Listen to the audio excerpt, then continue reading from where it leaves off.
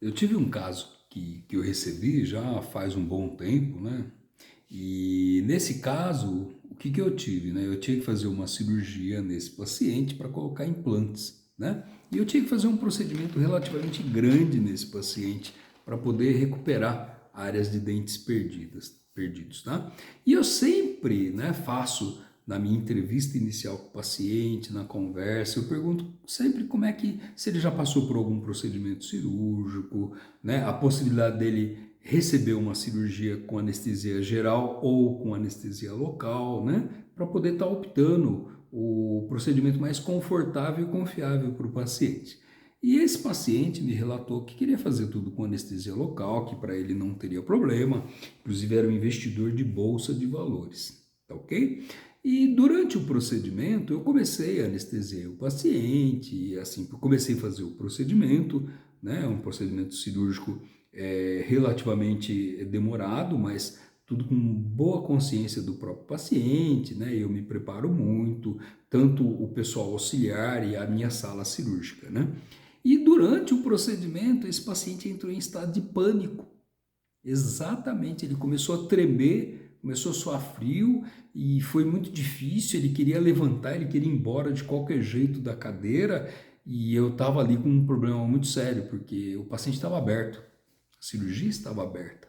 Então, com muito custo, eu consegui pelo menos suturar, né, para não ter problema de hemorragia e sangramento, mas foi uma cirurgia muito difícil, tanto para o paciente como para mim e para o staff que estava comigo operando esse paciente aí.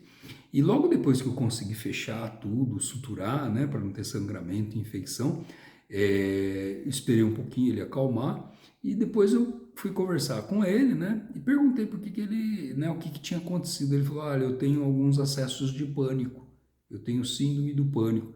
Aí eu questionei, ele falou: mas por que você não me avisou, né? Eu perguntei se você poderia passar por uma anestesia local, ou se não geral. A gente teve a possibilidade de conversar sobre isso. Ele falou: não, eu não falo sobre isso porque eu sou um investidor, né, da bolsa e isso denigre minha imagem. Olha só, ele me omitiu, né, o pânico, que ele tem episódios de pânico e já teve outras vezes, porque assim arranharia a própria autoimagem dele, e a autoimagem é dele, né? Para mim não teria problema algum.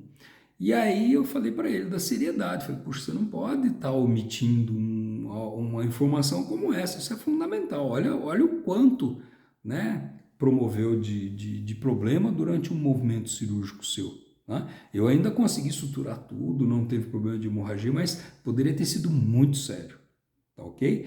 E aí eu falei para ele que eu faria a cirurgia novamente, mas ele precisava passar por uma avaliação de um psiquiatra, psicologia, né? E só depois que ele passasse, aí eu ia fazer o procedimento com ele, porque ele queria fazer, ele precisava fazer o procedimento, tá ok?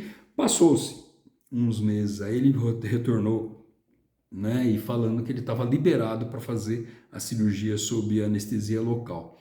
E eu falei para ele que a gente precisava avaliar bem, né, porque ele não poderia passar por um procedimento estressante como o que aconteceu. Então, se precisasse, a gente ia para geral.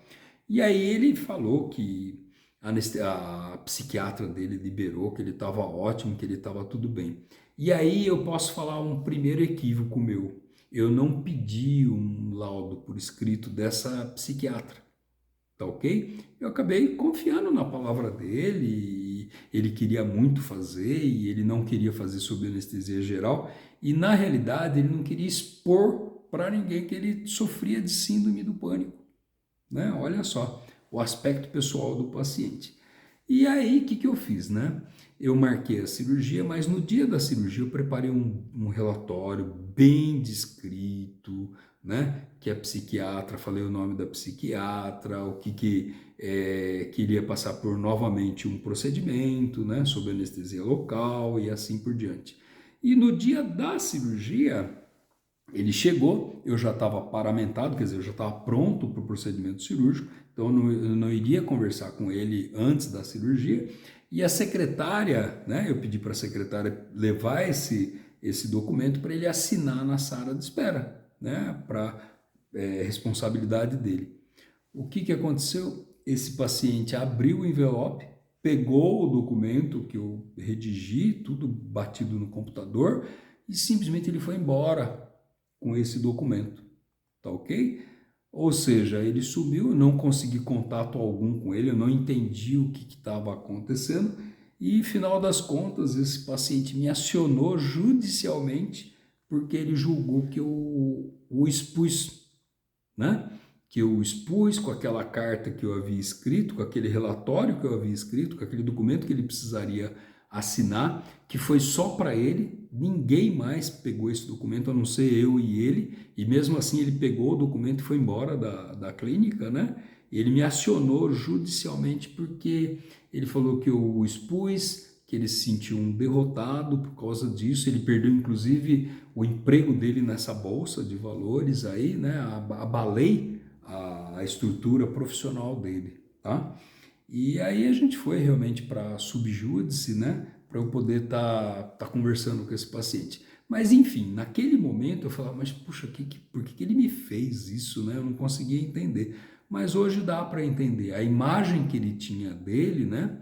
Era uma imagem tal que ele se sentiu aviltado, ele como se ele estivesse sendo exposto no papel, só porque eu escrevi no papel, ok? Então hoje eu também avalio muito bem esse aspecto do paciente, tá ok? Então eu realmente tive bastante problema na parte judicial por causa desse paciente, depois tudo foi acertado sem problema algum, eu tenho documentos, eu tenho perícia para estar operando, então eu não tive problemas com o paciente, mas deu para entender que realmente ele ficou num estado extremamente abalado, como se ele tivesse sido exposto para o mundo, né? Que ele tinha esses quadros de ataques de pânico, e não foi, né? Foi mais na mente dele aí, tá ok? Mas fica a dica, pesquisa bem, né? Como é que é o estado emocional do seu paciente, se ele tem algum histórico de pânico ou algo parecido.